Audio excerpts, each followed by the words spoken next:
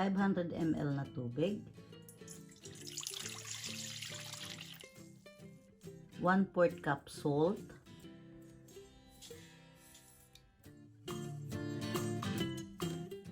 huwag niyo pong skip ang procedure na ito para po ang inyong isda may timpla na po na asin.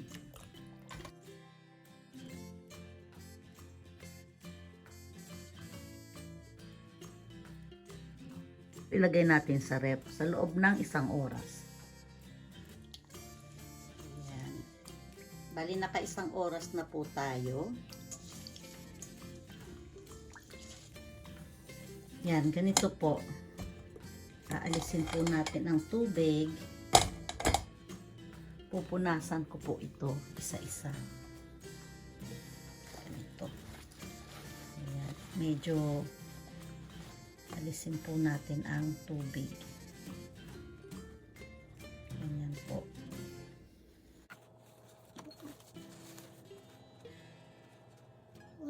Ito na po ang ating sardinas. Malinis na. Napunasan ko na rin po. Isasalansan ko po ito sa kawali para po tipid tayo sa mantika.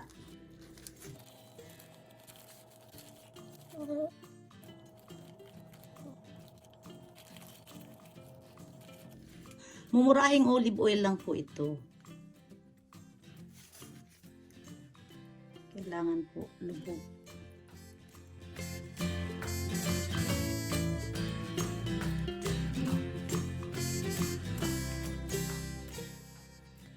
Masyado pong mabango tong laurel kaya 2 lang ilalagay ko.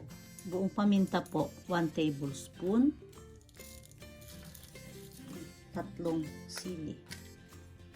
1 tablespoon patis. Hinati ko po sa gitna yung malalaki.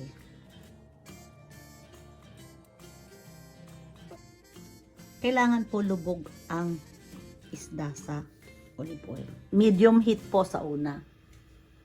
Lagay po natin ito. Ayan. Babantayan nyo po hanggang sa medyo bumula-bula na po yung olive oil. Ayan po, medyo kumukulo-kulo na po. Hinaan ko na po ang apoy. Super hina po. Yung pinakamahina po sa inyong kalan. Ayan. Urasan ko po. 1 oras muna. Ayan. Bali 2 oras po natin yan pakukuluan. Pansamantala yung 1 oras muna. Ayan. Ganyan lang po. Hindi na po natin tatakpan. Pagpatuloy lang po natin ang pagluluto. Tingnan po ninyo. Tingnan po ninyo. Alisin po natin. Igaganon po natin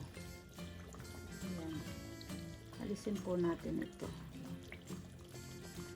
Ganyan lang po ang pagtanggal ng scam. Mga scammer. Ayan po mga scammer. Hindi po ako scammer dito sa pagluluto. Totoo po ito. Ayan. Tingnan po natin. Galaw-galaw po natin ang konti yung isda. Hindi po pwede ang frozen na isda. 1 hour na po tayo. Kukuha po ako ng 1 peraso para makita ninyo. Dito sa gilid. Ayan po. Ayan. Tingnan nyo po kung yan naprito. Hindi po ba? Ayan po. Ang lambot niya Yung pong titingnan ko kung malambot po yung pinakatinik. Tingnan po natin kung pwede na yung tinik. Hindi pa po pwede. 1 oras pa po. Tikman ko na lang.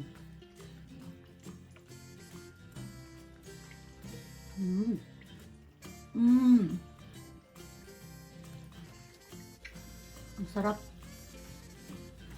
1 oras pa po ulit.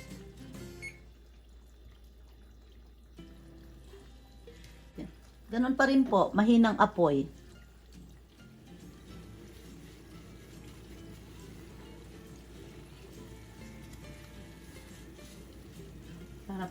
matigas lang yung gilid.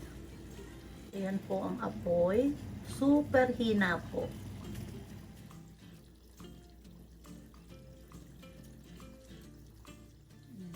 Malapit na pong maluto. Ayan. So, off ko na po yung kalan. Naka 2 hours na po tayo. Ayan. Hindi naman po na naging crispy. Ayan.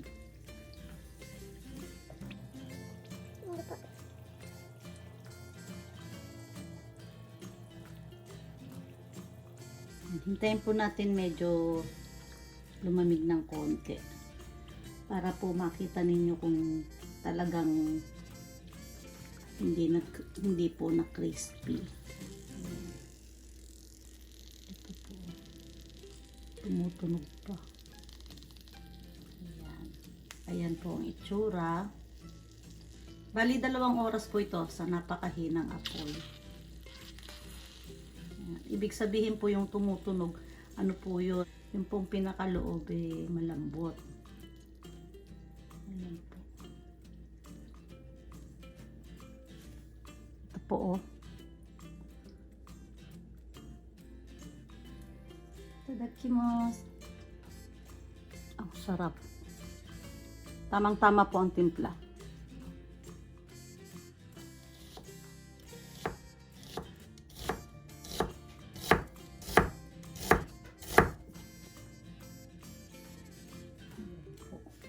Po, baka sabihin po ninyo minagic ko na naman. Ayan po. Dahan-dahan lang po para maganda tingnan. Ayan po uli. Ito pong olive oil, madami po kayong paggagamitan.